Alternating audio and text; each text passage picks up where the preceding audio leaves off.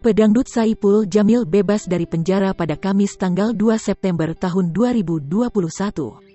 Kebebasan Saipul Jamil disambut hangat oleh rekan-rekan artis, tak terkecuali mantan istrinya, Dewi Persik.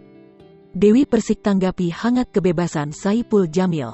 Beberkan alasan tak jemput saat keluar penjara. Dewi Persik memberikan doa agar Saipul membuka lembaran baru setelah bebas buih.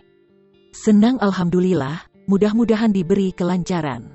Intinya kita harus memberikan doa yang baik ke orang lain supaya yang baik itu juga untuk kita sendiri, ujar dikutip dari YouTube Populer Seleb, Jumat tanggal 3 September tahun 2021. DP berharap Saipul Jamil bisa kembali berkarya di industri hiburan.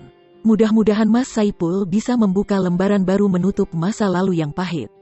Banyak rezekinya, bisa diberi tempat mengembangkan skill, dan dikelilingi orang-orang yang tulus dan baik, tuturnya. Istri Angga Wijaya itu mengungkap alasan tak menjemput Saipul Jamil saat bebas penjara. DP menyinggung statusnya yang sudah berkeluarga.